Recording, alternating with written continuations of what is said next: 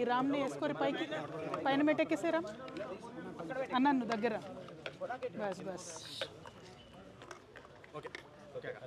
జై తెలంగాణ. అందరికీ నమస్కారం. మీ అందరికీ తెలుసు, గత 3-4 రోజుల క్రితం జరిగినటువంటి పెద్ద యాక్సిడెంట్, చేవెళ్ళ రోడ్లో జరిగినటువంటి యాక్సిడెంట్ మొత్తం రాష్ట్రాన్నంతా కూడా కలిసివేసినటువంటి సంఘటన. దాదాపు 19 మంది ప్రాణాలు కోల్పోయినటువంటి సంఘటన. అయితే నిత్యం మనం యాక్సిడెంట్లు చూస్తూ ఉంటాం, కానీ ఈ యాక్సిడెంట్ ఏంటంటే ప్రత్యేకించి ఈ road Chevella road national highway 163 ఈ హైవే రిపేర్ చేయకపోవడం వల్ల ఈ యాక్సిడెంట్ జరిగిందని ప్రజలందరూ కూడా నమ్ముతున్నటువంటి పరిస్థితి. అయితే అది కరెక్టేనా కాదా మనందరం కూడా ఒకసారి ఆలోచించాలి. ఈ హైవే మధ్యలో ఉండేటటువంటి పర్యావరణ కారణాల వల్ల చాలా రోజులు ఆగిపోయినటువంటి విషయం మీ అందరికీ తెలిసిందే.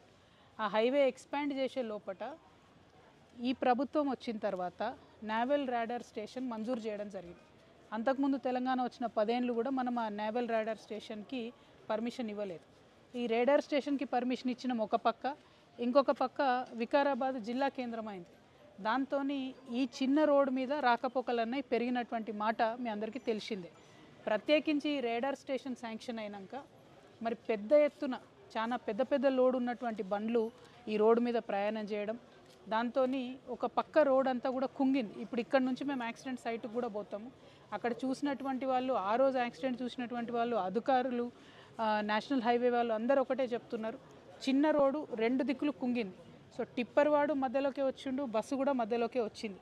సో డ్రైవర్ల ప్రాబ్లమా, డ్రైవర్ల ఇష్యూ అన్నది కాకుండా ప్రభుత్వం హైవే వేయడం లేట్ చేయడం అన్నటువంటిది ప్రధానమైన ఇష్యూ అని చెప్పి అందరూ కూడా భావిస్తున్నటువంటి పరిస్థితి. సరే, యాక్సిడెంట్ జరిగింది, ఒకరి మీద ఒకరు నెపం నెట్టుకుంటే వచ్చేది లేదు, పోయేది లేదు. కానీ నేను ప్రత్యేకించి ప్రభుత్వం అని ఎందుకు చెప్తా ఉన్నా అంటే, ప్రభుత్వం తప్పిదం వల్ల 19 మంది ప్రాణాలు పోయినాయి కాబట్టి ప్రభుత్వం బాధ్యత వహించి కనీసం చనిపోయినటువంటి వారికి ఒక్కొక్కరికి 1 కోటి రూపాయలన్నా ఇవ్వాలి. అది వారి ప్రాథమిక బాధ్యత. మీ అందరికీ ఇక్కడ ఉండే రిపోర్టర్స్కి, చేవెళ్ళ ప్రాంత వాసులందరికీ కూడా తెలుసు, ఈ హైవే మీద గత కొన్ని ఏళ్ళుగా ఒక 300 పైచిలకు ప్రాణాలు కోల్పోయినటువంటి పరిస్థితి ఉన్నది. ప్రతిసారి ప్రాణాలు కోల్పోతుంది, ప్రతిసారి మనం అక్కడ పోయి ధర్నా చేస్తాము. తర్వాత ఏ గవర్నమెంట్ అన్నది కాదు, బీఆర్ఎస్లో అదే జరిగింది, కాంగ్రెస్లో అదే జరుగుతున్నది. నిన్న యాక్సిడెంట్ అయినాక చేవెళ్ళ పట్టణంలో చౌరస్తా మీద ధర్నా చేసిరు చాలామంది.